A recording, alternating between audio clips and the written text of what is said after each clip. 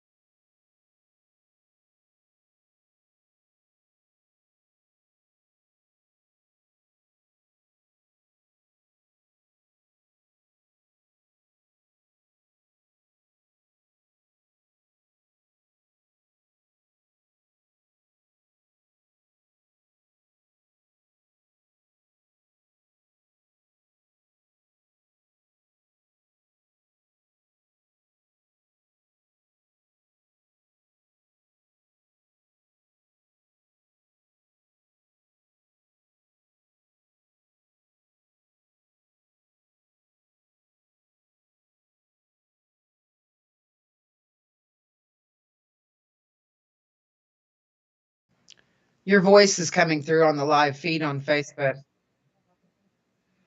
Everything's backwards.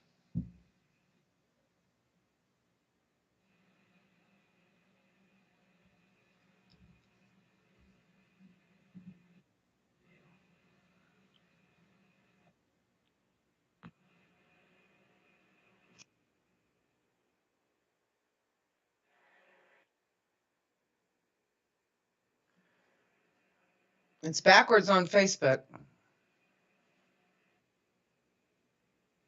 Well, I told you it's backwards from what I usually am looking at. Your voice is coming through on the live feed on Facebook. Oh, that's okay. So is mine. Okay. But it's fine on YouTube. What about Meet Me? I don't see Meet Me up.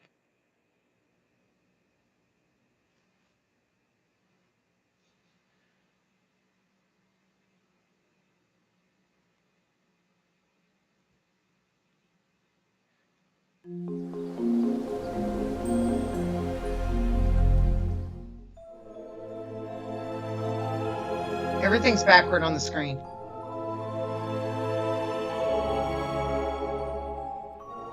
I don't hear any music. Okay. I'll go ahead and mute my mic out.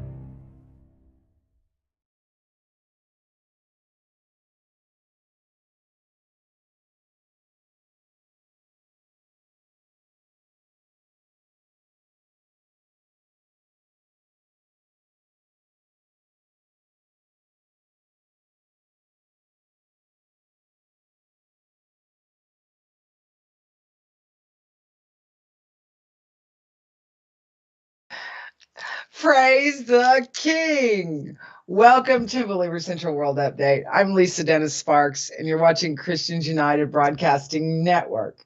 Coming to you live from Tulsa, Oklahoma, USA, still and evermore, the land of the free and the home of the brave. Oh, this is hilarious. Right as we were going live, I knocked my entire microphone set up here right off the desk. That's totally like me to do something like that. I know that you on Facebook are seeing everything backwards. I, I, that's in Troy's hands, and I'm not going to worry about that. Okay. because backwards or forwards, we're going to study. Hi, everyone. Welcome. This is your Firm Foundation Monday. We are in Genesis, and we're going to be studying in chapter 5 of Genesis. This is a really interesting study. Ever since we got into Genesis, we had talked about Adam and Eve were not the first people. And we can prove that from the scripture. They're the first of our species, but they were not the first humanoid humans, okay? And that's one of the reasons why they find, fossilized evidence of earlier people, because Adam and Eve were only 6,000 years ago. But there were people here before that. And we found that out as we studied last week on Monday on our Firm Foundation study, that there were other people out there. Cain was banished from from his parents, leaving them childless.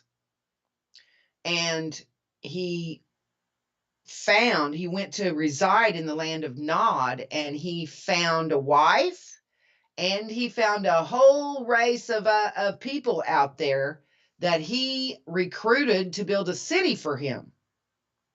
Now, if it was just him and a wife and a son, where'd the wife come from, right? Well, he did not take one of his sisters with him.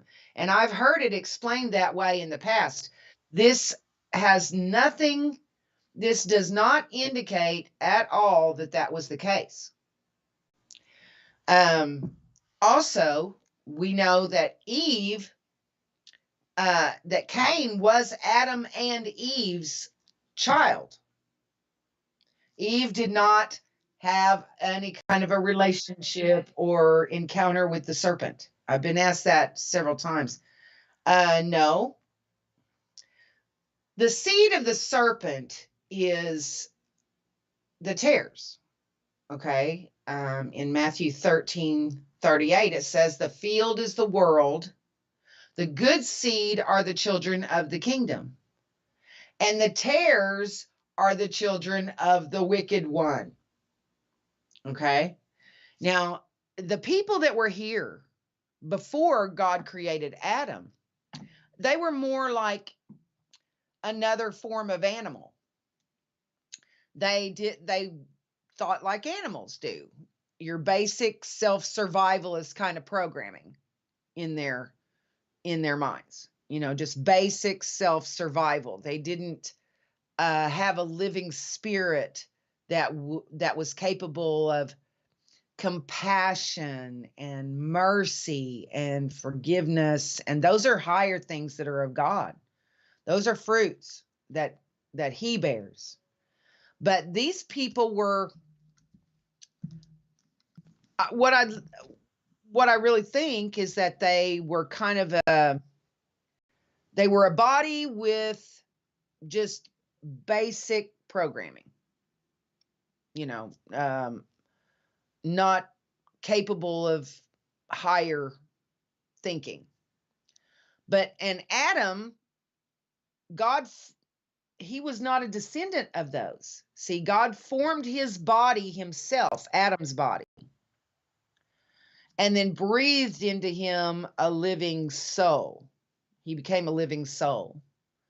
But the people that Cain ran into were human bodies without a living being inside them that's alive both inside and outside this world. And because they're more like an avatar with a body with just basic programming in their minds, devils were able to inhabit their bodies and perpetrate evil through using them. The tares were like the ones that were before Adam, they were like a car with the keys in the ignition and nobody driving. Devils were able to inhabit those bodies and perpetrate evil from within them. Now, we are children of God who are inserted into human bodies with basic sin programming as well. But the spirit that he gives us, that is merged with the body and the soul in the womb, is born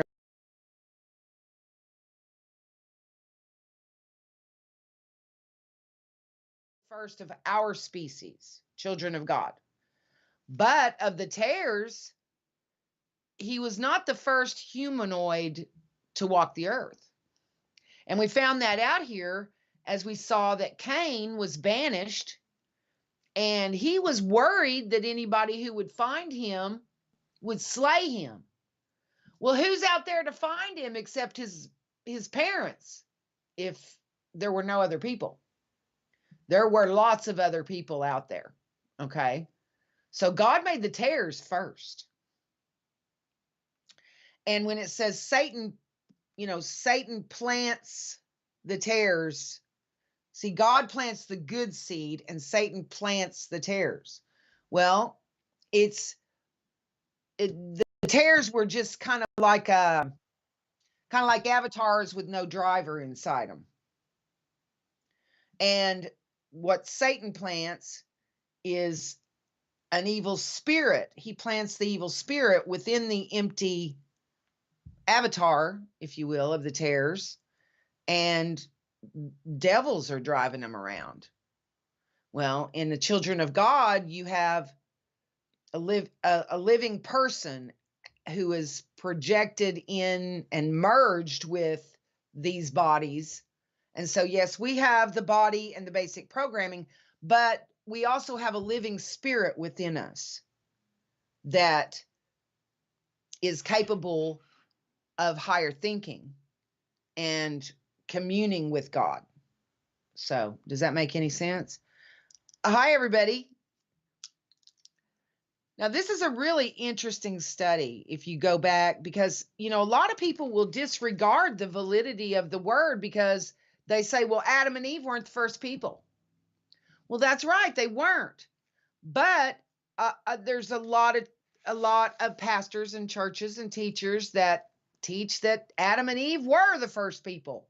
That's what I learned as a kid, that Adam and Eve were the first people and that the human race was only 6,000 years old. But there's scientific evidence that shows that the human race is a little older than that. There were people here before Adam and Eve. And when God created the garden and put the man in it. Now, that's kind of symbolic of the New Jerusalem, okay? And how things will be for the children of God during the millennium. And Adam and Eve were immortals while they were in the garden. Immortals don't procreate. Immortals don't marry. So Adam and Eve could not be husband and wife in the way we think of husband and wives, or bear children while they were in the garden. They had no concept of any, they were immortals, and immortals don't procreate. So they were friends. They were just companions. There was no physical relationship between them. And that's how it is for immortals. Immortals don't marry. Let me show you. I'll get you the scripture for that.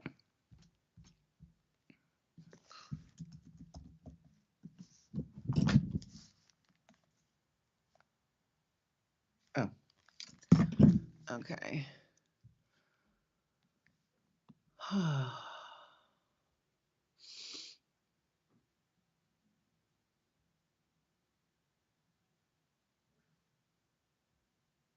In Matthew 22:30, for in the resurrection they neither marry nor are given in marriage, but are as the angels of God in heaven. So they don't, Adam and Eve in the garden they didn't marry and they didn't have children. No kind of they didn't have a physical relationship. They were companions. Okay. But see, God had to orchestrate the whole thing for them to fall into mortality so they could procreate and be fruitful and multiply. He set the whole thing up. God did. Adam and Eve did not defy God. Okay. The tree of the knowledge of good and evil, if he didn't want them to eat it, he wouldn't have stuck it right in their faces and then told them not to eat it and then tell them not to eat it. Okay. And when he told them not to eat it, they didn't. And we know that because he had to create a tempter to deceive Eve into eating the fruit. I like to find out all of these details about these things. And if you guys have any questions, I will be happy to try to answer those for you. Let me pull up the Meet Me app. I don't see the live feed on there, Troy, for some reason. Having a hard time finding that.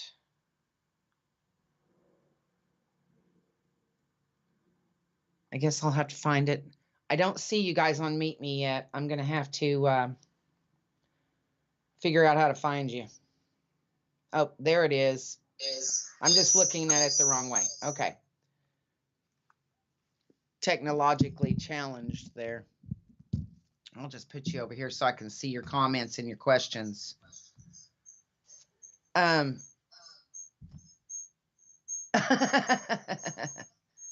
I need to like turn this all the way down. What? Hello? Say that again. We have major issues with the audio. Are they able to hear me?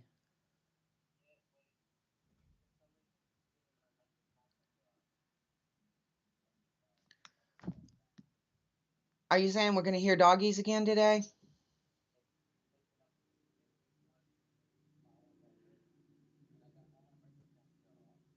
What do you want me to do?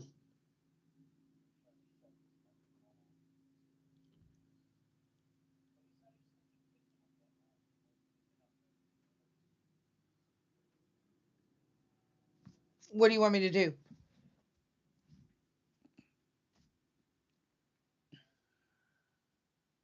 Are they able to hear me?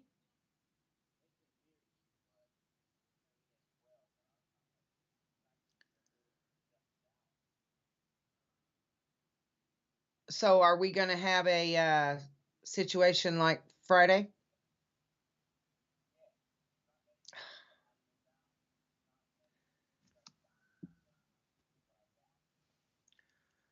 Squeakage.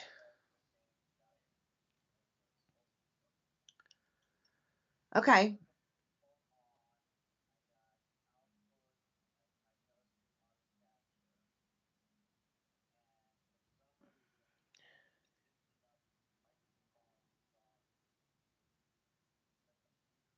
Squeakage.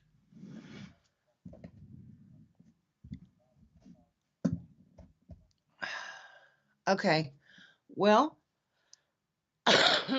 should I just continue to move forward?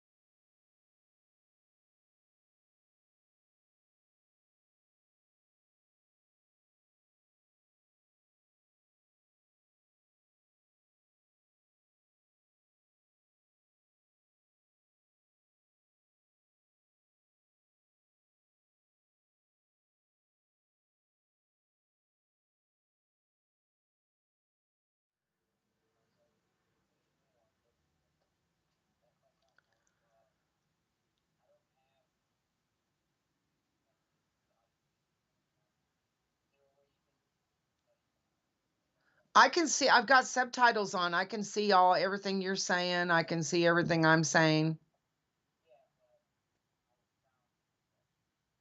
Well, I'd have to turn my sound on to hear it. Do you want me to do that?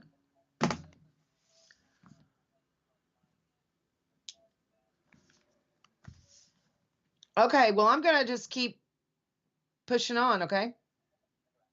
Okay, bye. All right. Sorry. Sorry, everyone. Let me got to get rid of the sound on that. Okay, let's keep going. Hi, everybody. I know everything kind of looks, backwards to you guys on Facebook. It's forward on YouTube, and on the Meet Me app, but on Facebook. And I don't know. I'm not technologically savvy in all this like Troy is. Hi, Laura. How are you doing? Hello, Karen. Okay. Hi, Linda. She says, did Shem marry a relative? It doesn't say. Were Noah's sons triplets? Yes, Shem would have married one of his sisters, but Cain did not. Okay. There was nobody else. So Shem would have had to marry one of his sisters, because it was real interesting how God wanted to keep this one bloodline pure. And see, Abraham even married his half sister. Sarah was his half sister.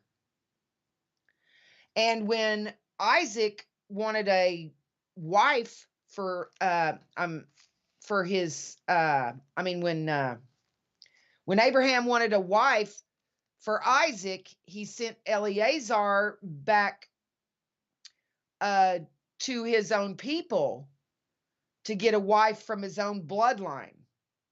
So Isaac's wife Rebecca was one of his cousins. So they were trying to keep this bloodline from having any tares included. Let's see. And you say, Linda asks, were Noah's sons triplets? I doubt it. It doesn't say they were, but I don't have any reason to believe that they were. Karen says, can barely hear you. That was 12 minutes ago. Hopefully you can. If there is any issues with the sound, please let me know in the chat rooms, will you? Now Jan, hi Jan. Good to see you. She says, a friend of mine denies the validity of the Bible and even Jesus due to the pre-Bible architecture being found. How do I explain? Doubt there will be any Bible study.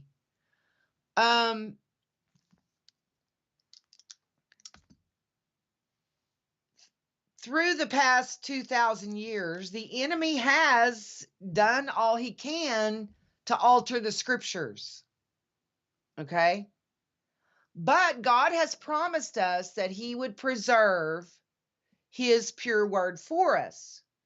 And what he does is there's probably, you've got a situation where you're going to have some human error in the Bibles. And also Mark is probably a tare witness. But that's why God tells us to establish every matter with 2 or 3 witnesses. So any changes they would have made, we can avoid being sucked into those if we stick to the 2 or 3 witness instruction. Okay? Because if there's 2 or 3 witnesses of the same thing, then that establishes the matter. But yes, there have been changes made by the wicked one over the past 2,000 years, in the scriptures. But God has promised to preserve his pure word for us. And I can get... Okay. I need to refresh on the Meet Me app. Is that what I need to do? Oh, okay. All right. How did I do that while ago?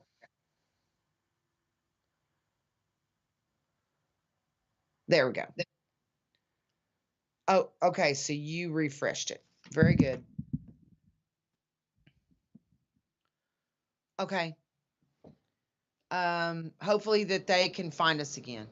Now, keep in mind that there are some, some things that have to be reconciled. But God, that's what I was going to look. That's what I was going to do. I was going to get you the scripture for that, to where it shows He has preserved His word for us. So we know we have God can even teach you out of the corrupt versions of the Bible. He can teach you out of the Quran. He can teach you out of all of these religions in the world. God can teach the truth to His children that are caught up in all these false religions, and use their own books to do it with. He can still teach them the truth.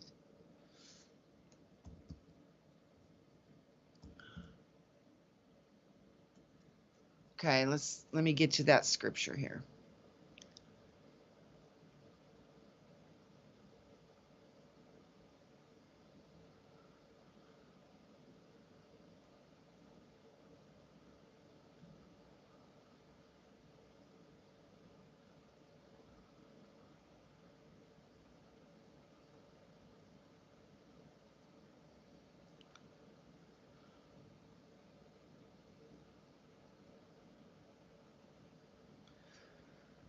Okay.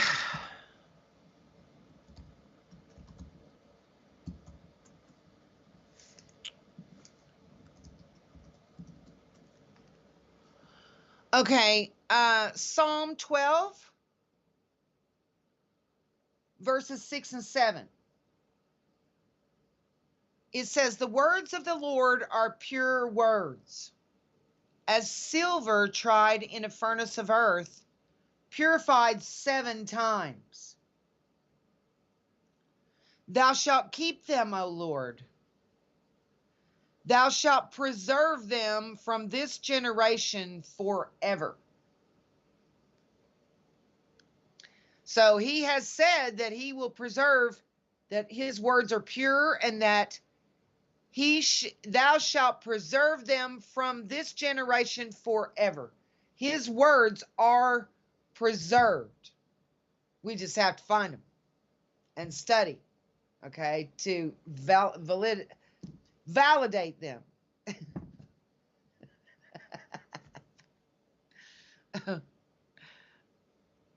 That's Psalm 12, 6 and 7. Okay. um, let's see. I don't know if Noah's sons were triplets. They might have been. I didn't find any reference for it. I kind of doubt it, really, because most women back then didn't. If they did conceive triplets, they couldn't carry them to term, or birth them without dying. Let's see. Are you doing all right, Karen? I'm glad to see you, sister. Hi, Laura. Hi, Vonda. Can you hear me better now? I mean, are you able to make out what we're saying? Yes, something is wrong with the sound. Troy and I are going to have to spend some time and figure this out, but I want to get through this broadcast first. Laura says immortals don't marry because that wouldn't be too happy long term. Yeah, forever is a long time. Okay.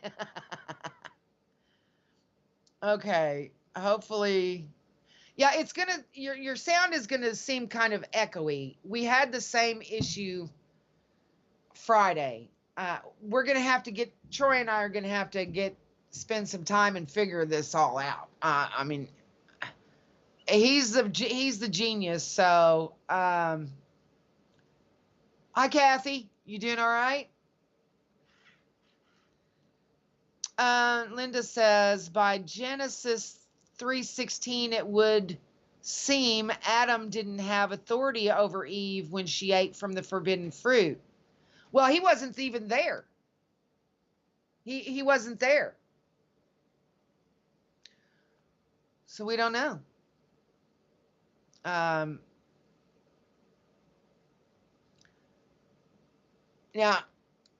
Adam was not watching over Eve. Now, I don't know if it was his job to do so or not, but he wasn't.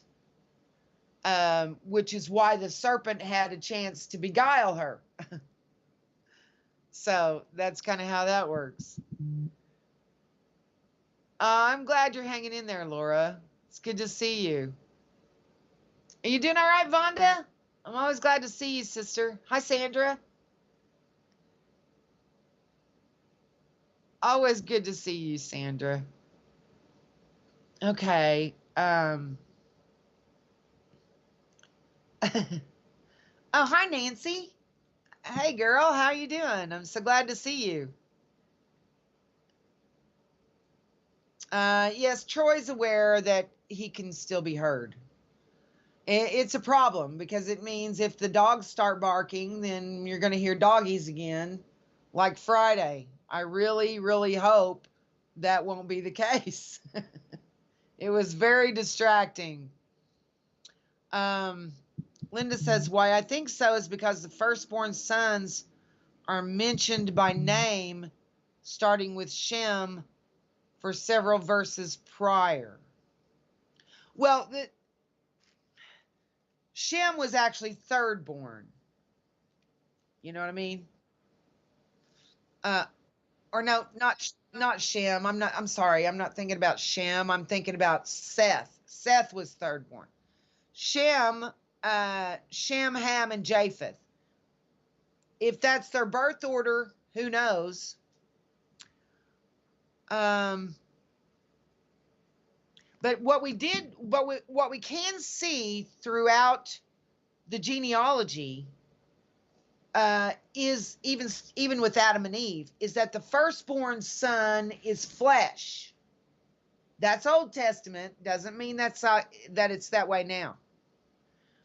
Therefore, the firstborn was inherited by the flesh. The secondborn inherited by the spirit, and that would apply to Cain and Abel. And then Seth also was born with a living spirit like Abel. So to give them another son to carry on the line. And then they had many other sons and daughters after that. But the genealogy will follow Shem as Noah's, firstborn. But Shem, Ham, and Japheth all had their own lineage. See, the Jews and the Arabs are descended from Shem. The Asians and the blacks are descended from Ham. And then the Hispanics and the whites are descended from Japheth.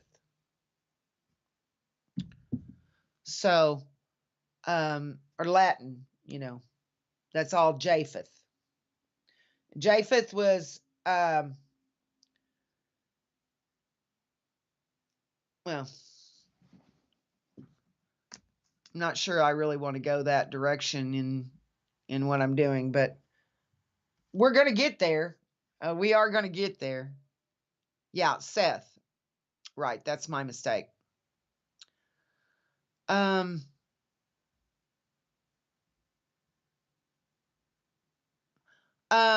Laura said it's kind of weird that how there are other people, excuse me, or something like people. I mean, Yeah, it's kind of like um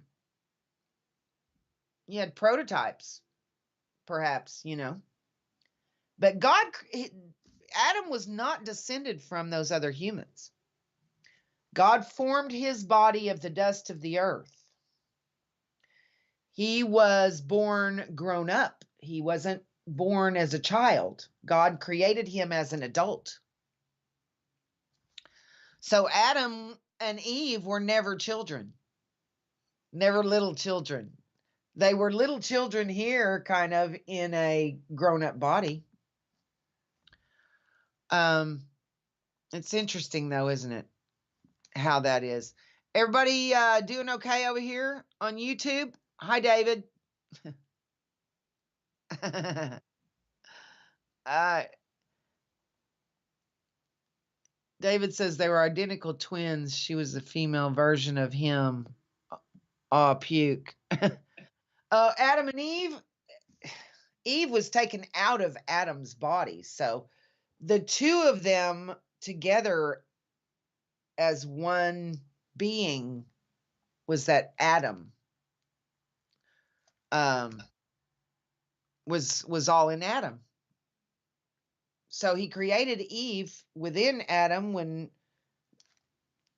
he created Adam. He had every intention of splitting them apart and creating her a body out of a rib. That's amazing, isn't it? Okay. Everybody on the Meet Me app, are you doing okay? You guys have any questions? I'm looking here. We're talking about how there were people here on the earth before Adam and Eve. And I never learned that in church, but it's obvious if you start studying for yourself, because it tells us in Genesis 4:14 or 13, and Cain said unto the Lord, my punishment is greater than I can bear. Behold, thou hast driven me out this day from the face of the earth, and from thy face shall I be hid. And I shall be a fugitive and a vagabond in the earth. And it shall come to pass that every one that findeth me shall slay me. Well, who's going to find him if the only other people are his parents? His parents aren't going to slay him. Who's going to find him and slay him if the only two people alive are his parents?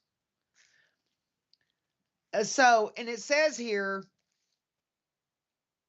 in verse 16, Cain went out from the presence of the Lord and dwelt in the land of Nod on the east of Eden.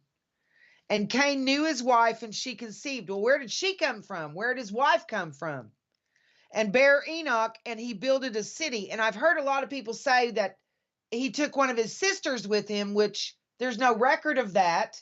And even if he did, where did all these other people out there he ran into come from?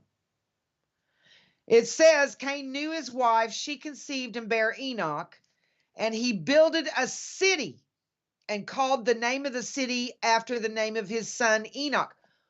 What, I mean, if it's just Cain, and for a minute you have to just forget that his wife had to come from somewhere.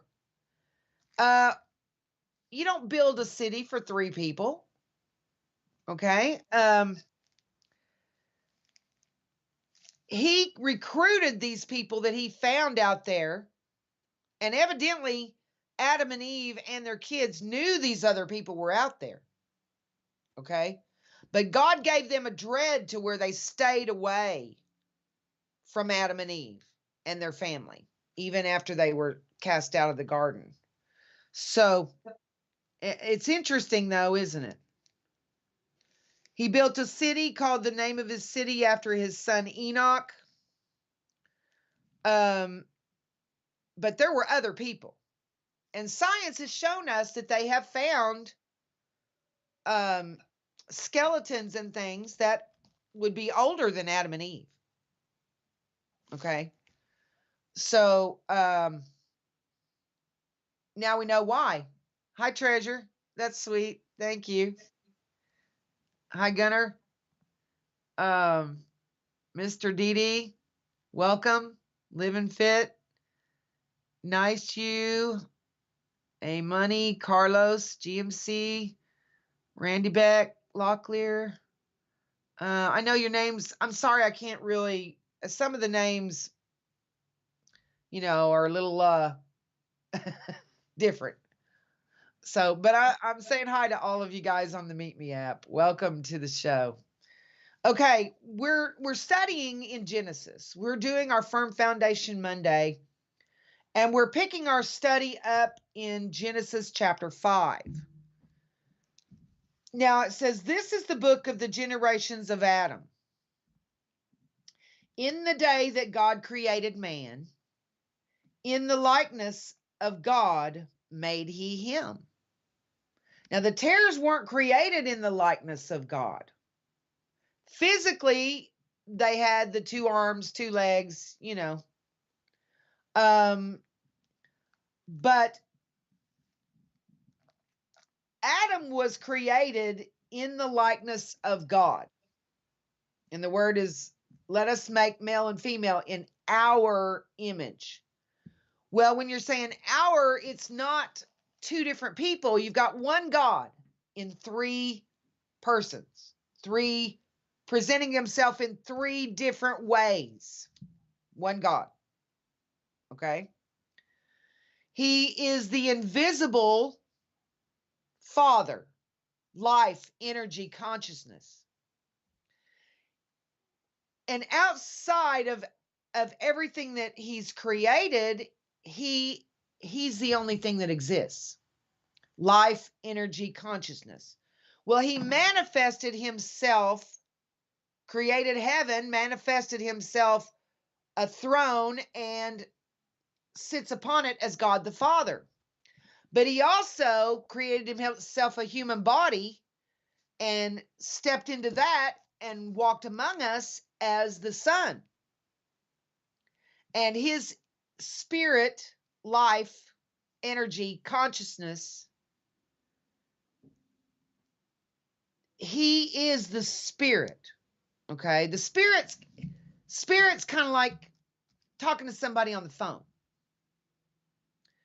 You're hearing that person, they can talk to you, you're instructed, you can be instructed by him, but he's just not physically right there. He can communicate with you, but he's not physically standing in front of you. Kind of like talking to somebody on the phone, something like that. It's having him with us, just not in physical form. Okay? And he's able to teach us and communicate with us and comfort us and answer our questions and all of these things. So this is the book of the generations of Adam in the day that God created man. This is Genesis chapter 5. In the likeness of God made he him. So this living spirit that he gave to Adam and that we also have is made in the image of God. We're born of God by the Spirit. In verse 2, male and female created he them, and blessed them, and called their name Adam. See, he created male and female inside of Adam. Male and female created he them, and blessed them, and called their name Adam in the day when they were created. Isn't that interesting? So it was a they even before God separated them out. In verse 3, and Adam lived 130 years and begat a son in his own likeness and after his image, and called his name Seth. So the line of the Messiah would trace all the way back to Seth and then to Adam. Okay? And the days of Adam after he had begotten Seth were 800 years. And he begat sons and daughters. So there were sons and daughters. There was a daughter to be a wife to Seth. 800 years. Back then, the earth had a canopy of water around it that caused a perfect temperature on the earth. And it was always perfect. The sky was pink rather than blue back then. And none of the animals were aggressive or predatory.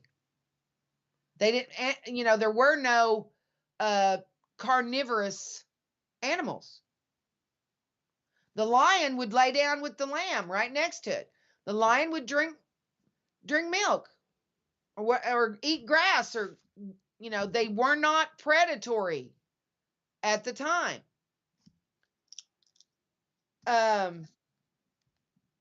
After the flood, they became predatory because the atmosphere was drastically changed after the flood, and the canopy of water around the earth was emptied. And it wasn't there anymore, which is why our sky is blue, and which is why the animals are predatory now, and they weren't before. But that special kind of atmosphere is why, excuse me, that very special kind of atmosphere is what caused man to live for 900 years. Okay? In that kind of an atmosphere, you would live 1,000 years. And see, during the millennium, it's the same thing again. You're going to live for hundreds of years, even 1,000 years or whatever. It's because of the climate and the atmosphere.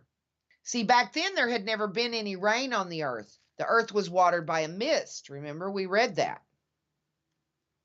And so imagine how crazy the people thought it was when Noah told them that water was going to fall out of the sky and drown everyone. That was something they had never seen before. They had never seen water falling out of the sky. They thought that was preposterous. And they thought, well, what, that's crazy. Because it had never happened before at that point. Let's keep going. And Adam lived 130 years and begat a son in his own likeness. So at 130 years old, he was still a young, vivacious man. He was 130 years, probably looked like he was 30, And he begat a son in his own likeness and after his image, and called his name Seth. And the days of Adam after he had begotten Seth were 800 years. And he begat sons and daughters. Do you know how many sons and daughters you can have if you live for 800 years?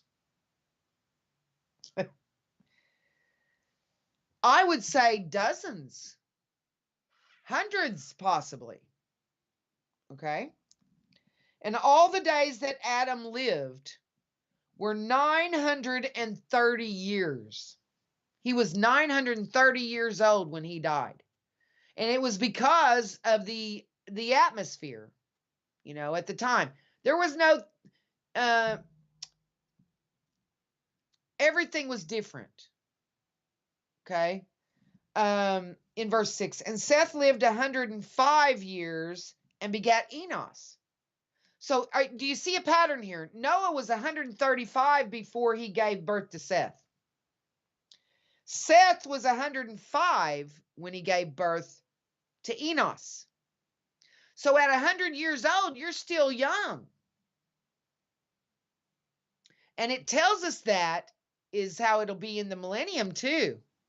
That someone that dies at 100 years old is considered a child. And cursed if they die at 100. Okay? If they I think in the millennium, when I had taught on this before. I don't want to get distracted and deviate away from our lesson, but it talks about how when a child is 100 years old, that is when there's a reckoning. They're either translated, if they're a child of God, they're translated into immortality. And if they are a tare, then they die. Okay? That's interesting. He doesn't want the tares living for 1,000 years. And there'll be plenty of them. Don't worry about that. So in verse 6 of Genesis 5, and Seth lived 105 years and begat Enos. And Seth lived after he begat Enos 807 years. So Seth is 105 when he has his son. He's young. And Seth lived after he begat Enos 807 years and begat sons and daughters. So over another 100 years, you're having more and more children. But see, Adam and Eve had so many children. Seth had so many children that, see, over the 800 years, you have so many children that you're not going to know them all like brothers and sisters. Okay? As you're living your life and the older ones are building their own houses and the younger ones are being brought up. If over 800 years, who knows how many children were born of these, to where you would have a pretty wide selection to choose a wife if you were a man, and a husband if you were a woman.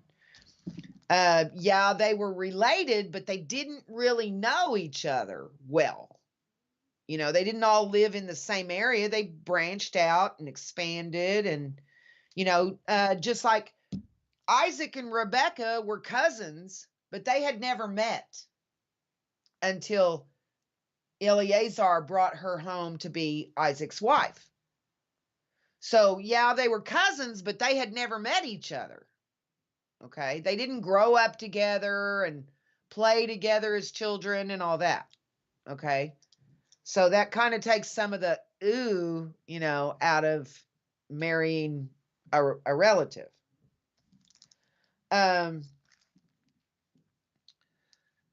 So Seth lived after he begat Enos 807 years and begat sons and daughters.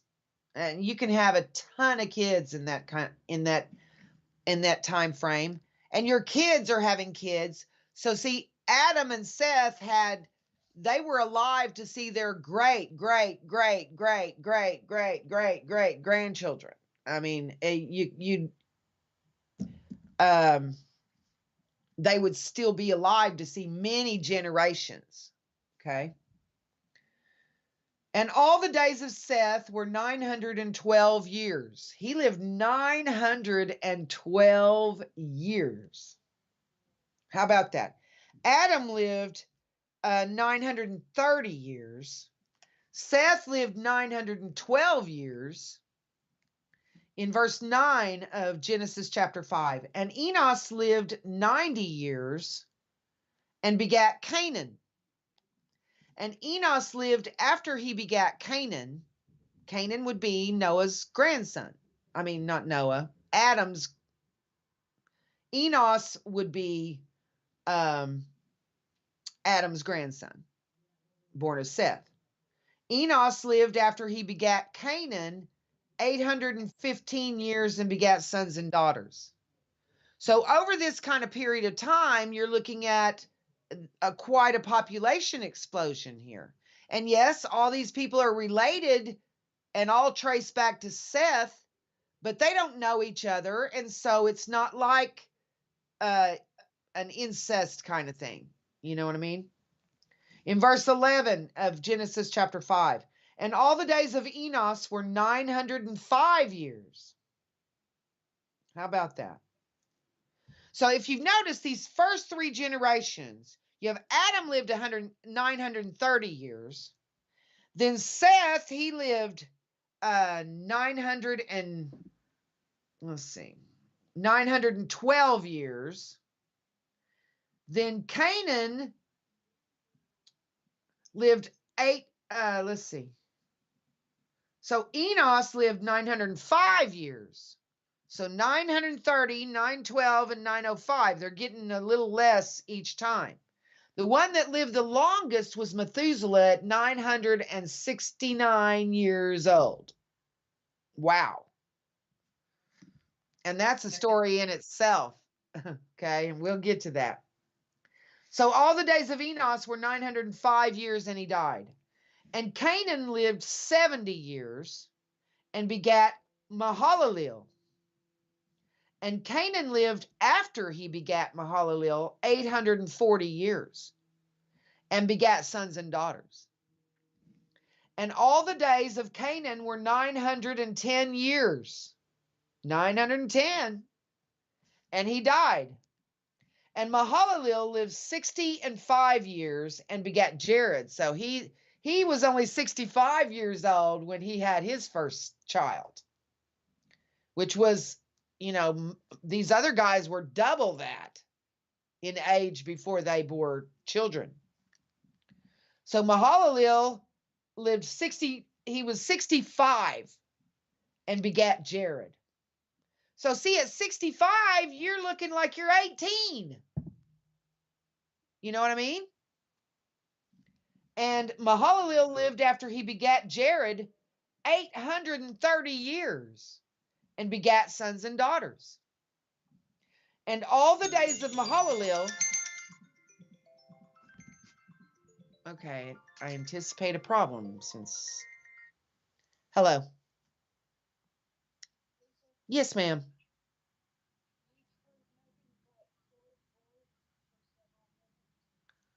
Oh, you're hearing Troy instead of me. Okay. Okay. Okay. Okay, thank you. Okay, bye-bye. Oh, Troy.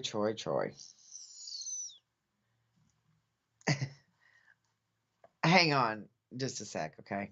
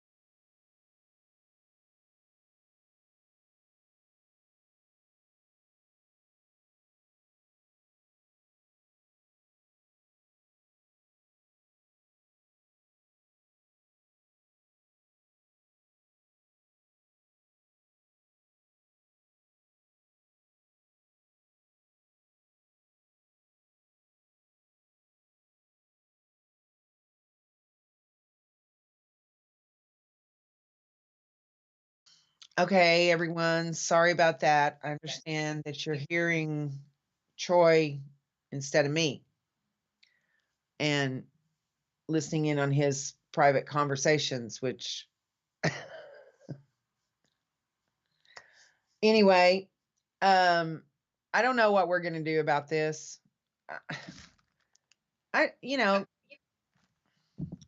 Father, you, and not me, not Troy, not anybody but you. So can you guys hear me at all? Or are you just hearing Troy? Oh, Troy, you're hearing Troy yelling? Oh, I hear Troy.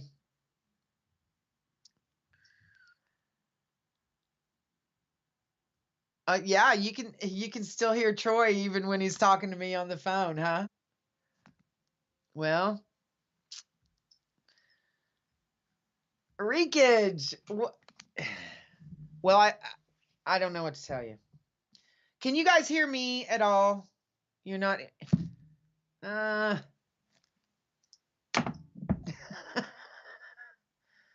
really want to do this study, okay? This is fun.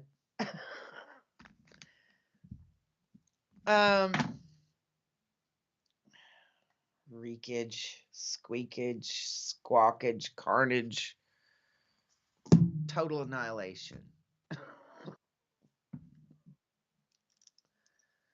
All right, well.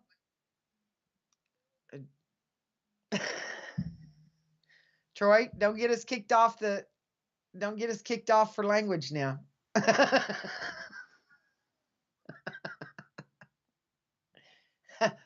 Busted, okay? That's why, got it. Live television, you just gotta, if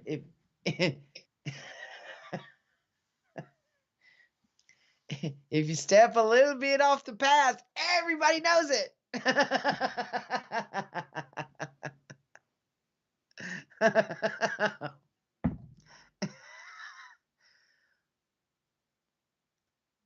You can still hear Troy. I can't hear Troy. Squeakage, squawkage, carnage. Oh, that's me. That's me. All right, well. Now Charmaine says she doesn't hear Troy, just Troy, me. Don't get us kicked off for language now.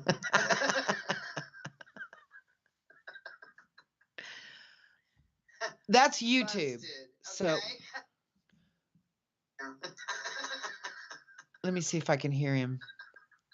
Okay, on YouTube we don't hear. That's YouTube. So oh, I hear an echo in the back. Let me see what's going on with Facebook.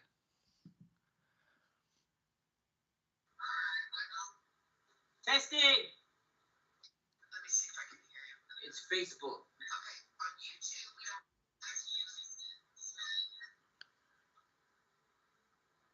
Okay, so Facebook is the one that can hear me. Hello?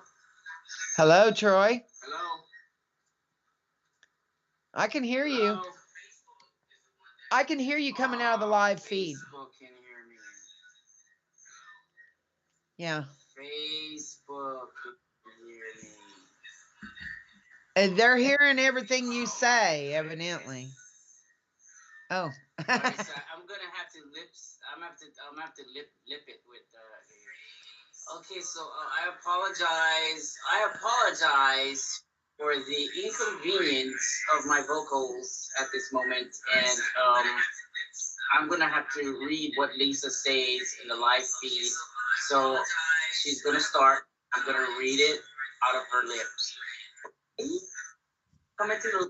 What? What does that mean? You're gonna lip read, or what?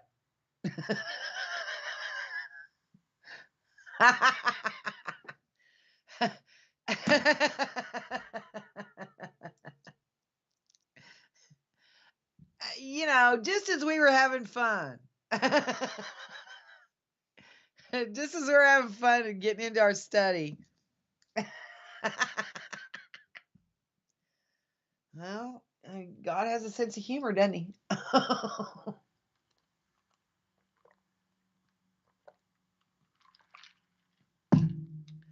Well, that's why you got to be careful with what comes out of your mouth, because you never know when the whole world can hear you. Poor Troy. That's bless his heart. Can I keep going for Meet Me in YouTube while Troy is? Hey, you guys on Facebook, let me give you the YouTube link, and you just leave Facebook, go over to YouTube, and watch the YouTube link, and you won't have to worry about it anymore. And we can actually get on with our study. Okay. Let me give you the link. I'm going to put it on my wall where you guys that are watching on Facebook can click on the YouTube link and watch it on YouTube. Okay? How about that? I just now put the YouTube link on my wall with the hyphen. And so all of you guys who are on Facebook, if you will you'll move over to YouTube. I put the link on the top of my wall. Okay? It says YouTube. It says youtube.com Lisa Sparks live stream underneath it. If you get out of the Facebook broadcast, click on the YouTube link and subscribe so you can find it again. Okay? We won't have this issue. There's no problems with the YouTube link. It's only on Facebook. Okay? So if you guys on Facebook will go over to the YouTube link, I've just put it on the wall. You can see me you can see me kind of laughing on the picture. Just click on that, go over to YouTube, and watch it there. And we won't have any more of these issues. Okay? You don't even have to have a YouTube account to watch on YouTube. Okay? You can anybody can watch on YouTube. So just hit the subscribe button so you can find it again, because this is one of my little obscure channels, because they deleted my channel that had thousands and thousands and thousands of people on it.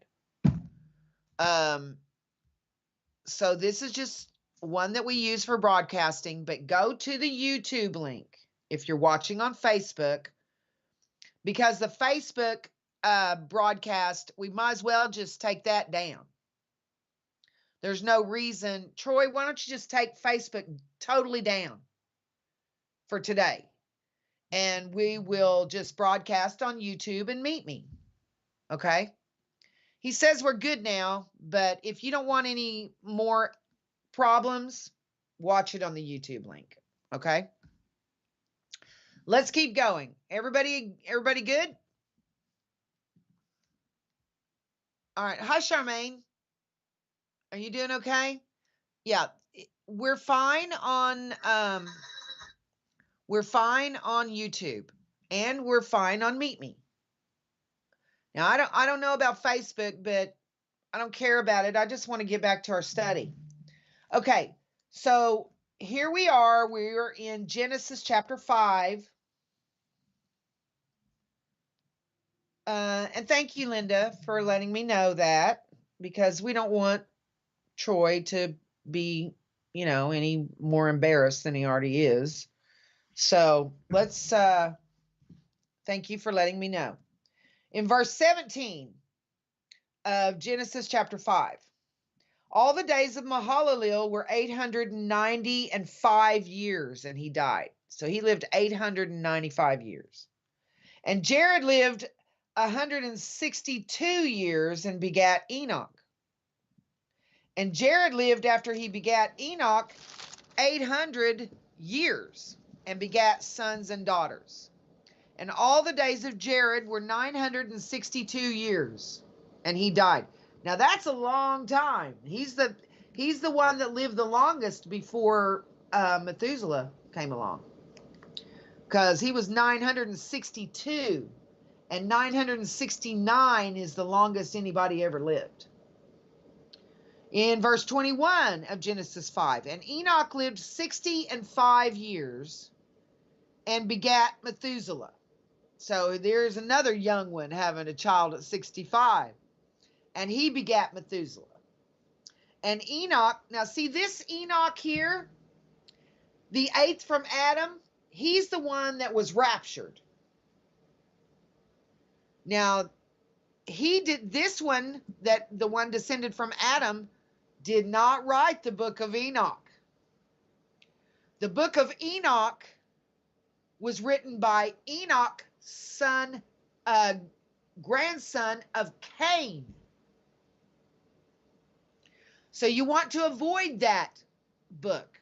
You don't want to study Enoch. It's got a lot of dark stuff. It's got intimate details about evil and wickedness and wicked angels and their names. It's got a lot of their names in it and stuff like that. You don't want to study the book of Enoch. In verse 21, Enoch, this Enoch was pleasing to God. The other one is the one that wrote the book of Enoch. Okay, you're talking about a tear author. That whole line was tares. Enoch lived 65 years and begat Methuselah. Enoch walked with God after he begat Methuselah 300 years and begat sons and daughters. You know why Enoch was only around another 300 years? In verse 23, and all the days of Enoch were 365 years. And Enoch walked with God, and he was not, for God took him, raptured him right out. And you say, well, how could he do that? Well, where there is no law, sin is not imputed. So he was able to take Enoch with him. Now, it doesn't say where he took him, but it says Enoch walked with God and he was not, for God took him. This is one of the reasons, see, he was taken alive just like Elijah was taken alive. That's one of the reasons why some people think that they might be the two witnesses. It's possible. Enoch and Elijah, it's possible. Because those two, out of everybody else in the whole Bible, were taken alive and never died. So they might be the two witnesses, Enoch and Elijah. But it could also be Moses and Elijah. Okay?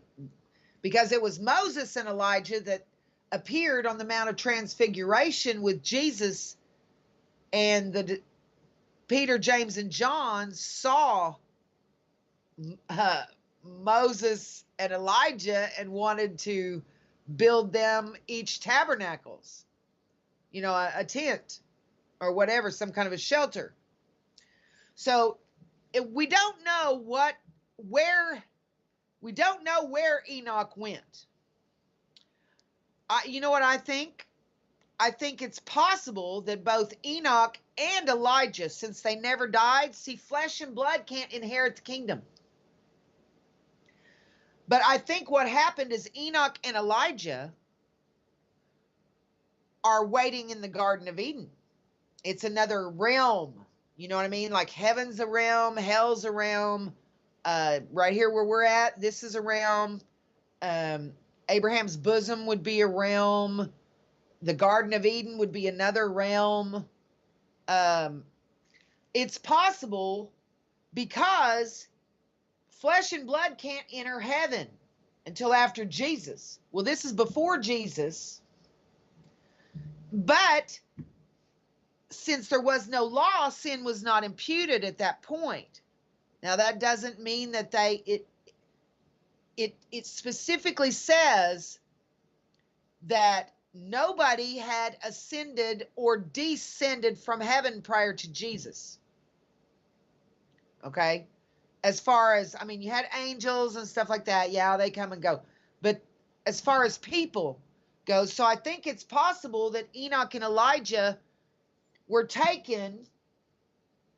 God took Enoch here. Doesn't say where he took him, though. It tells us that Elijah was taken in the whirlwind. I think what could have happened,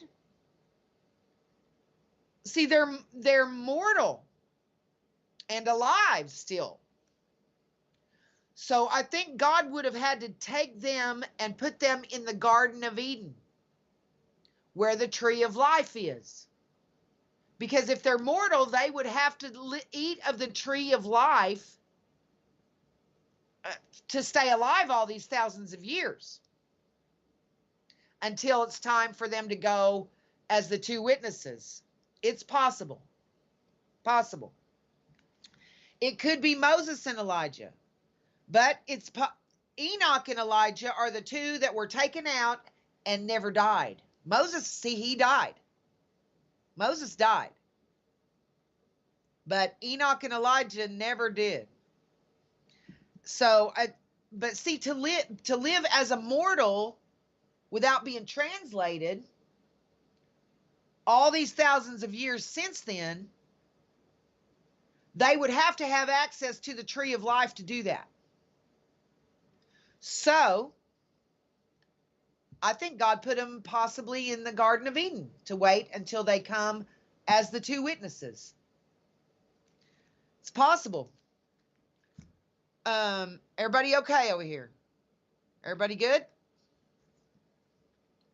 I've moved away from Facebook here because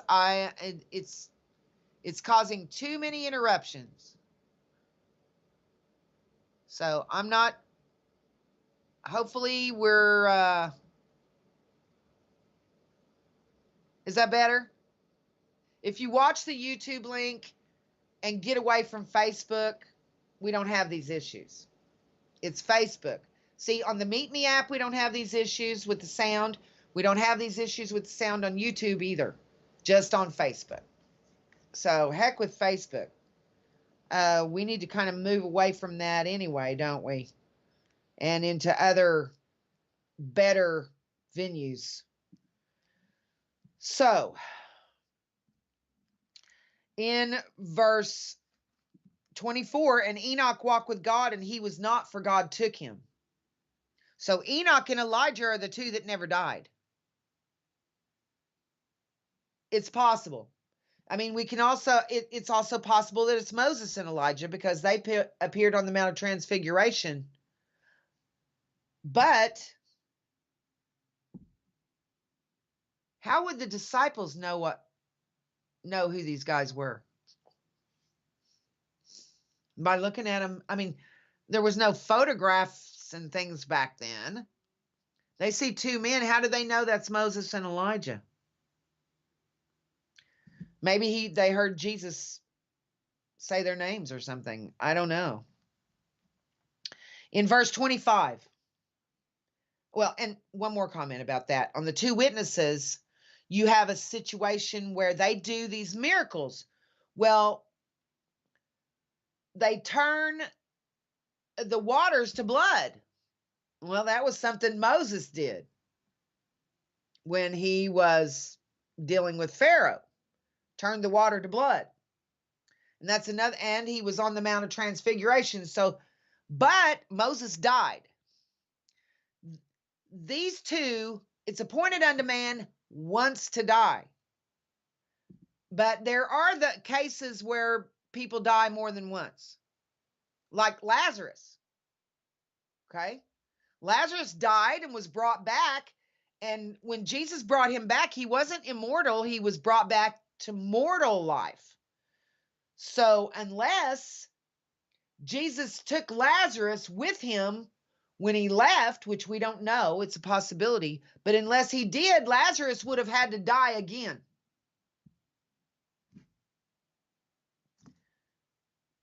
Don't you find this kind of stuff fascinating? I do. I can't get enough of it.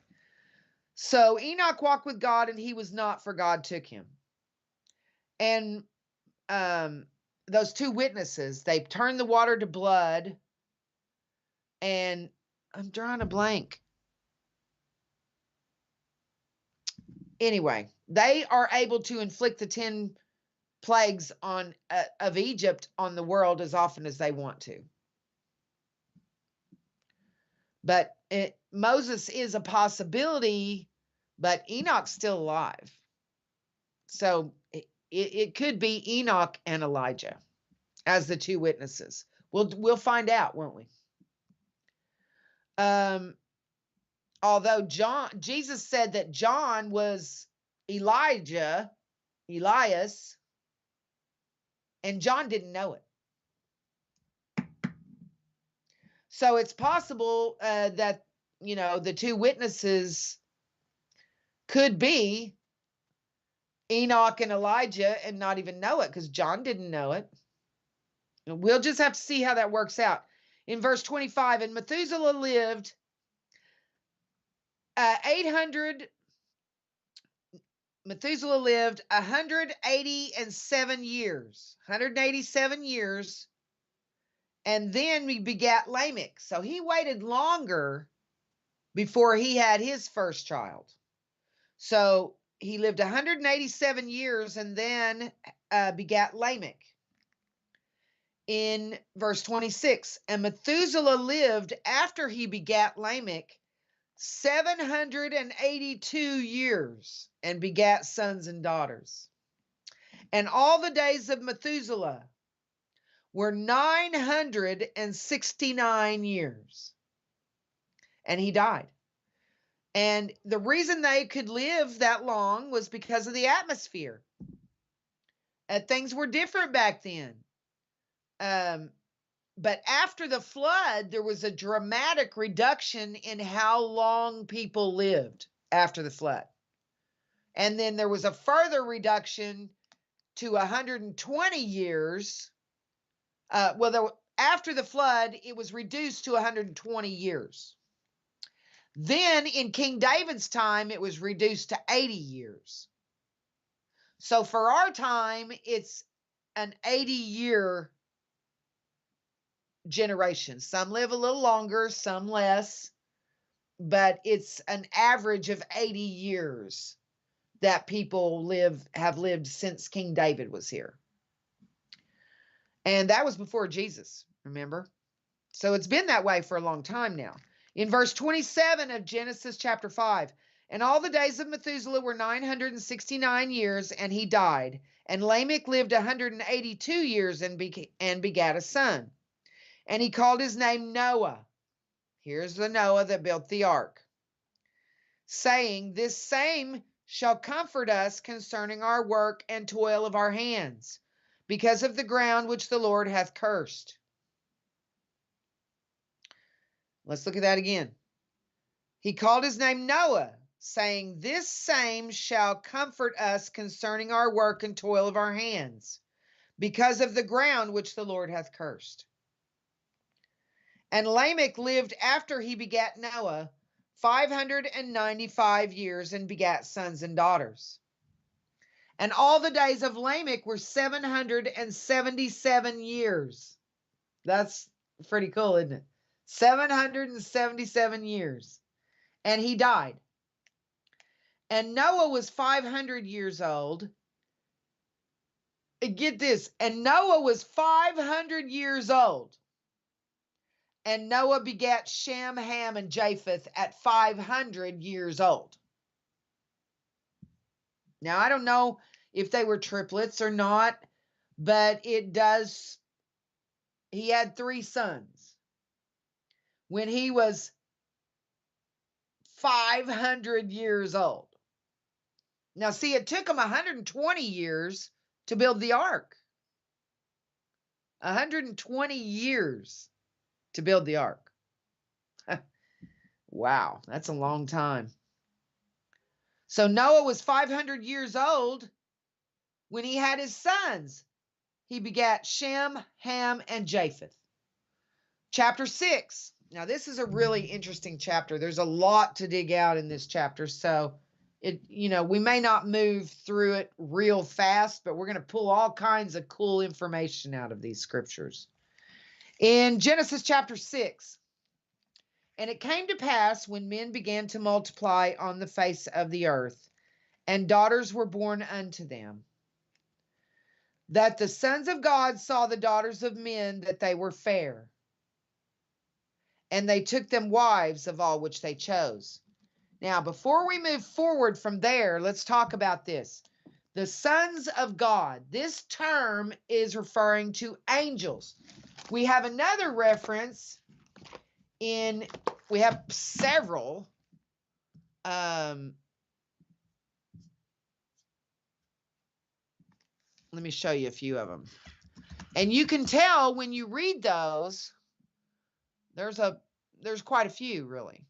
You can tell when you read those that it's talking about the angels. And I'll give you one of them, Job chapter 1. Job comes right before Psalm. Job chapter 1, for those of you, I've showed a lot of you that have been with me for a long time this before, but for the newbies, we're going to go through it, okay?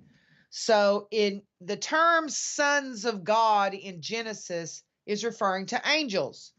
So in Job chapter 1, let's start at verse 6 and get this context here. Now there was a day when the sons of God came to present themselves before the Lord, and Satan came also among them. So we know this is angels. This is happening in heaven. And the Lord said unto Satan, whence comest thou? In other words, where have you been? Then Satan answered the Lord and said, from going to and fro in the earth and from walking down in it. So this scene is happening in the throne room.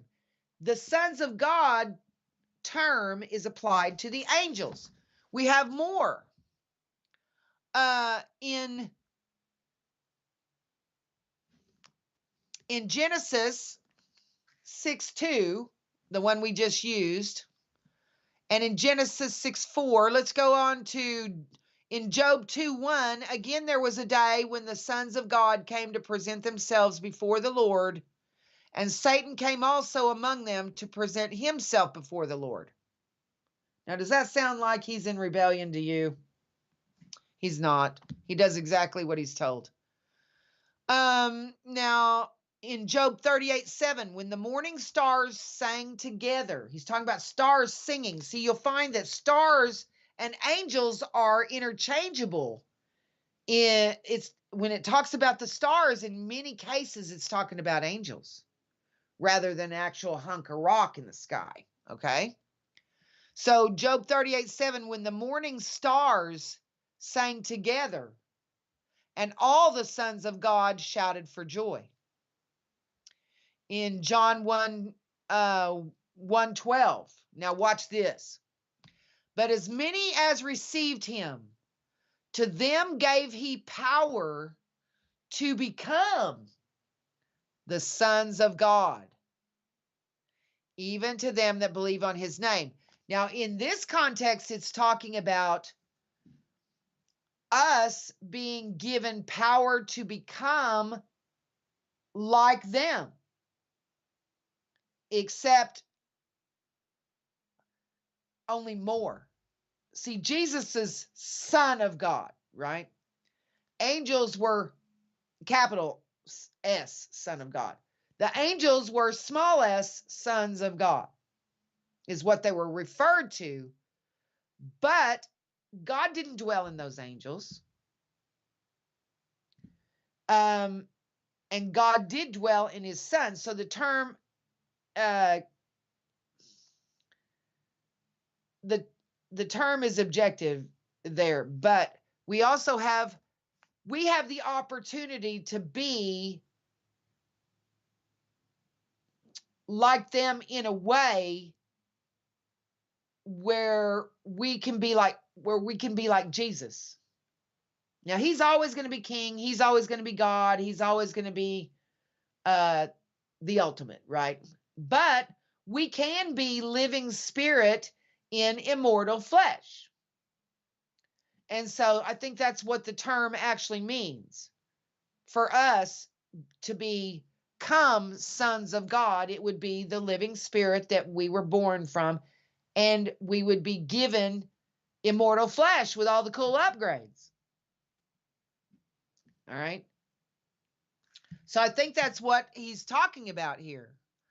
But as many as received him, to them gave he power to become the sons of God, even to them that believe on his name. In Romans 8:14, for as many as are led by the Spirit of God, they are the sons of God. Now, those who are born of the Spirit are led by the Spirit. So this is saying, for as many as are led by the Spirit of God, that's those that are born of God, they are the sons of God. So it would be living spirit in an immortal body would be a son of God. And with this kind of terminology.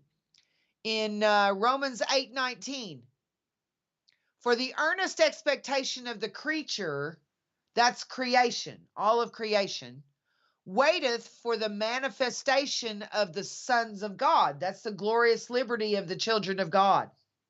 So here, when it's talking about the whole creation around us, called the creature, waiteth for the manifestation. That means to find out who are the sons of God, the children of God who will be in an immortal body. In Philippians 2:15, that ye may be blameless and harmless, the sons of God, without rebuke, in the midst of a crooked and perverse nation, among whom ye shine as lights in the world. 1 John 3:1, behold, what manner of love the Father hath bestowed upon us, that we should be called the sons of God. Therefore the world knoweth us not, because it knew him not. Now, what does that mean? The world knoweth us not because it knew him not. See, Jesus threw the world system for a loop. And evidently it doesn't know us just like it didn't know him, because he sets us free from it. In 1 John 3:2, beloved, now are we the sons of God, and it doth not yet appear what we shall be. But we know that when he shall appear, we shall be like him, for we shall see him as he is. Well, is it possible that the tares see him differently than he is? Maybe they see an alien monster or something when we see Jesus, waving at us. Who knows? I don't know what they see. But it says that we see him, but we know that when he shall appear, we shall be like him. For we shall see him as he is. Maybe you have to be translated to be able to see him as he is. Who knows what we're going to see in the sky? It'll be the sign of the Son of Man when he appears in power and great glory. But it says we will see him as he is. I don't know if that means that they won't. But why say that we will see him as he is? He's in his human body, but he's glorified. Maybe we can see the glory and maybe they can't. I don't know what that means. Let's keep going. So the sons of God saw the daughters of men that they were fair. This is Genesis chapter 6, verse 2. Sons of God saw the daughters of men. So you're looking at angels seeing human women that they were fair. And they took them wives of all which they chose. These angels interbred with human women. In verse 3, and the Lord said, My spirit shall not always strive with man, for that he also is flesh. God is not going to strive with man. Okay, he says he won't always strive with man, for that he also is flesh. He's for you, he's for you, he's for you, he's for you, he's for you, he's for you. Right, I hear he's come for on the broadcast. We say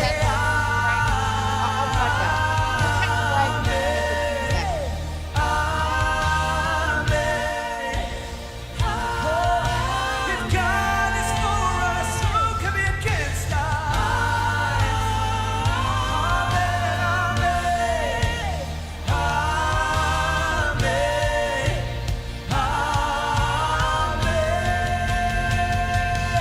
May His favor be upon you and 1,000 generations in your family, in your children, and their children, and their children. May His presence go before you and behind you and beside you, all around you and within you. He is with you, He is with you in the morning, in the evening, in your coming and your going, in your weeping and rejoicing. He is for you, He is for you, He is for you, He is for you, He is for you, He is for you, He is for you, He is for you.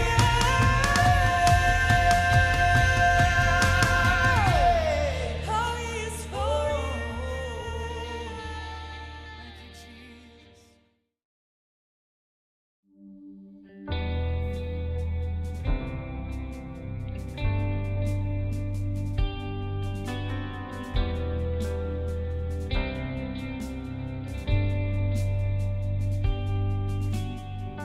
There's a grace when the heart is under fire. Another way when the walls are closing in. And when I look at the space between where I used to be and this reckoning, I know I will never be alone.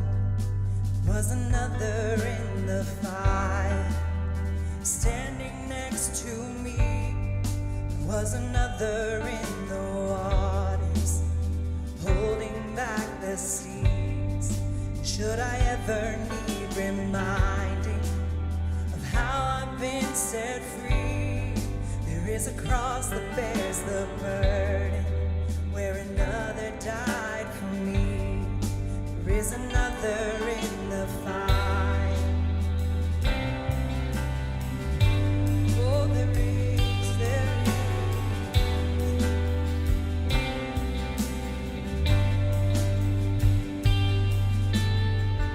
All my dead left for dead beneath the waters.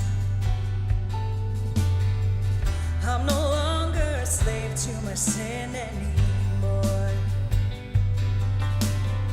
And should I fall in the space between what remains of me and this reckoning, either way I won't bow to the things of this world. Oh, I know, and I know I will never be alone. There is another in the fire standing next to me. There is another in the waters holding back the seas. Should I ever need reminding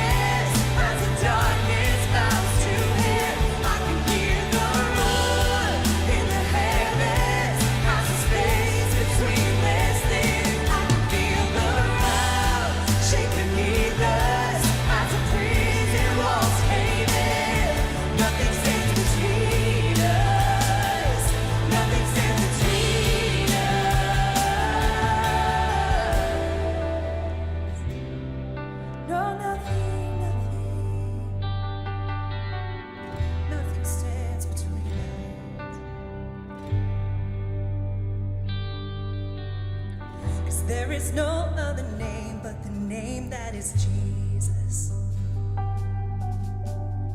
He who was and still is and will be through it all. So come on, mate, in the space between all the things unseen.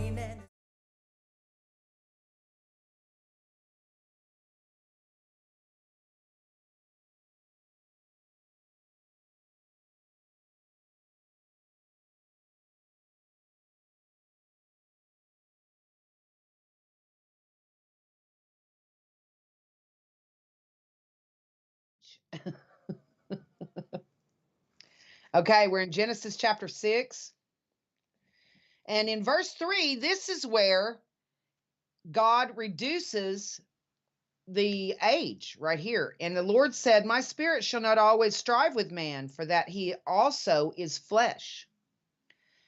Yet his days shall be 120 years. So from this point, God reduced the average age from 900 and something years old to 120. Because I think another reason he wanted them to live that long back then is so they could populate the earth. You know, you can't have Adam dying at 100 years old, because he needed to have a whole bunch of sons and daughters. His son needed to have a whole bunch of sons and daughters, and so on, up until Noah, because that's how the world was populated. Okay, and yeah, they were all related, except for the tares, you know. But and I'm sure many of these descendants probably did, you know the tares and live near them and things like that. I don't know that they had children with them. I know we can't in our time. God makes sure that anyone that we have children with is a fellow child of God, even if they haven't been called and drawn yet. He's told us that. That's 1 Corinthians 7:14.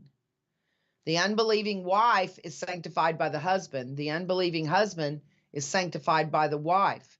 Else were your children unclean, but now they are holy.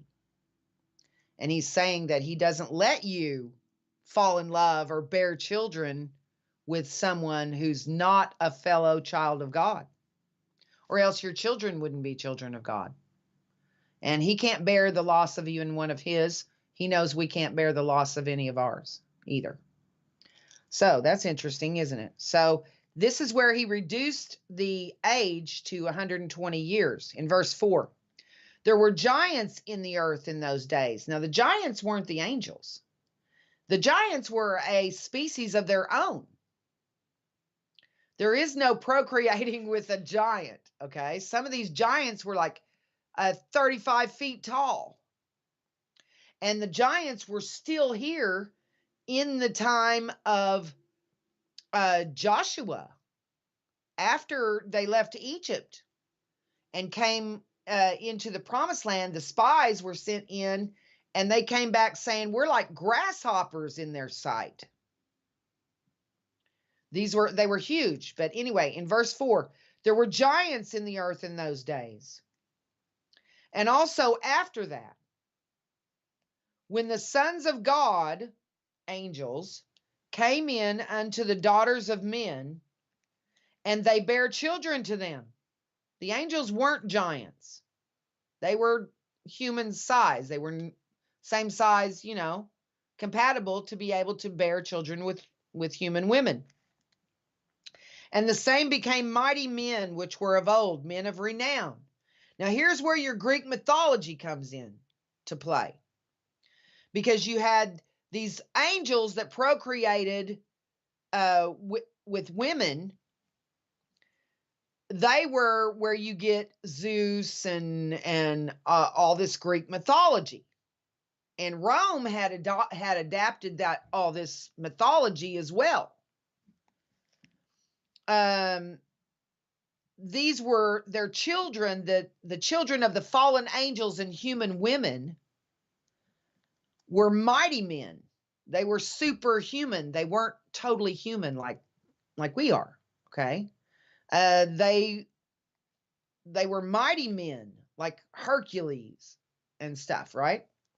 Which were of old, men of renown. They were more than human in their intelligence and in their strength, and many of them in their size. You know, they were pretty good size. They weren't giants, but they were more powerful, smarter, and stronger than humans. In verse 5, and God saw that the wickedness of man was great in the earth, and that every imagination of the thoughts of his heart was only evil continually. And it repented the Lord that he had repented. To repent means change your mind. It repented the Lord that he had made man on the earth, and it grieved him at his heart. He was grieved by it because the thoughts of man's heart was only evil continually. They could do nothing else. And the Lord said, I will destroy man, whom I have created from the face of the earth, both man and beast, and the creeping thing, and the fowls of the air, for it repenteth me that I've made them. They were all under, every thoughts of man was evil continually. In verse 8, but Noah found grace. We have grace right here in Genesis. Noah found grace in the eyes of the Lord. God wanted to save Noah. These are the generations of Noah. Noah was a just man and perfect in his generations. Being perfect in his generations means his DNA was intact all the way back to Adam. Notice we have been told here in verse 4 that fallen angels had come and interbred with human women, polluting the human gene pool. But Noah, his genetics were perfect all the way back to Adam. And that's what this is saying. Noah was a just man and perfect in his generations. That's his DNA. And Noah walked with God. He loved God, he obeyed God, and he walked with God. And Noah begat 3 sons, Shem, Ham, and Japheth. The earth also was corrupt before God, and the earth was filled with violence. Sounds like now, doesn't it? And it says in the word that as it was in the days of Noah, so shall it be in the days when the Son of Man comes. That's our generation. Okay. So look at the world as it is now. What a mess. It was like this in Noah's time as well. Did you know that they had technology in Noah's day? In this time when they're talking about? They had technology. They had a space program. They had an internet. They had television. They had cell phones. They had computers. They had everything that we have now. You say, well, how do you know that? Well, Ecclesiastes tells us that. Ecclesiastes is right after Proverbs. Ecclesiastes 1:9. The thing that hath been, it is that which shall be. And that which is done is that which shall be done. So the same things happen over and over. And there is no new thing under the sun. No new thing. In our generation, there is nothing that's new and here for the first time. That's amazing, isn't it? That means that all the technology that we have now, they had back then. Noah and his 3 sons built the ark by hand, but there was technology in the world like there is now. Back in Noah's time, they were building steel ships like they have now, these big cargo ships and everything. Nothing is new. Watch. No new thing under the sun. In verse 10, is there anything whereof it may be said, see, this is new? It hath been already of old time, which was before us. So even all the technology, the internet, everything that we have in the world now today, they had back then when Noah was building the ark. That's fascinating, isn't it? You think, well, we just assume that because Noah and his 3 sons built the ark by hand, that they had no technology to build, the ships that you see now made out of steel and all that. Yeah, they did.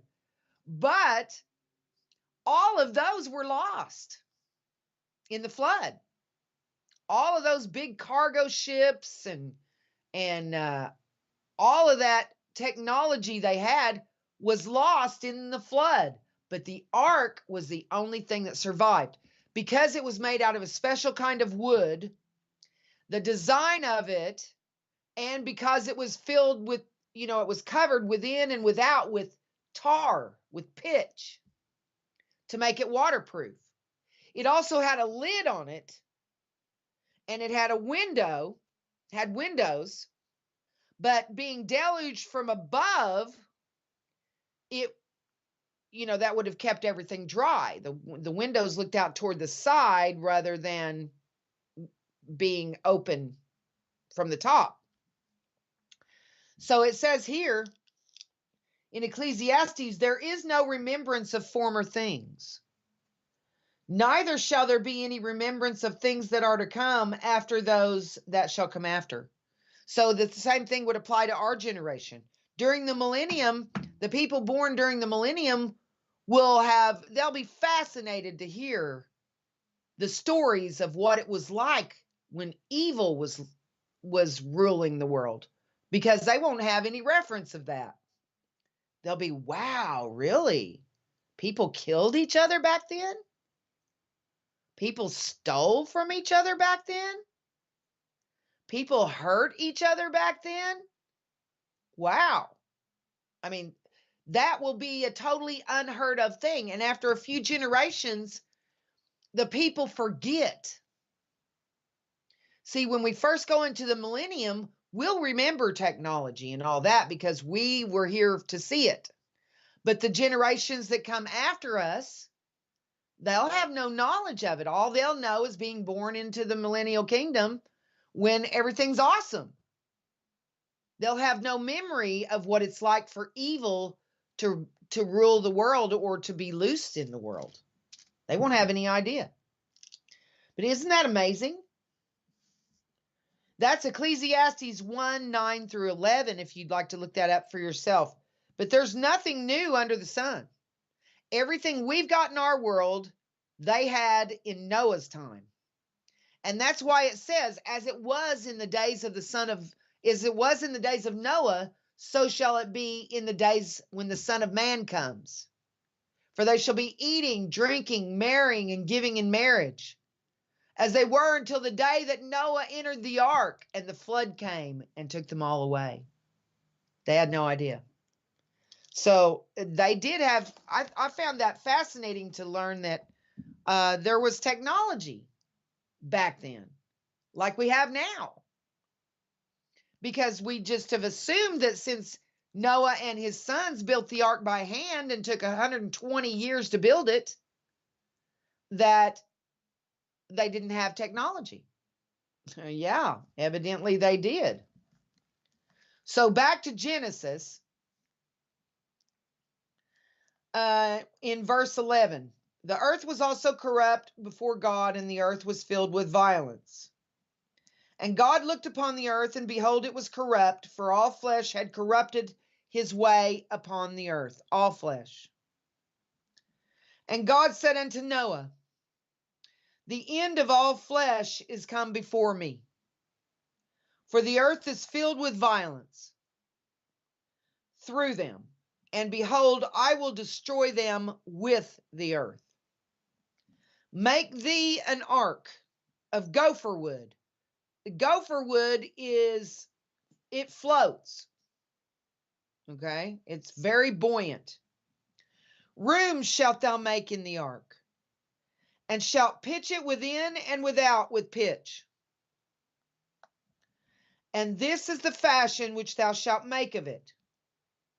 The length of the ark shall be 300 cubits, and the breadth of it 50 cubits, and the height of it 30 cubits.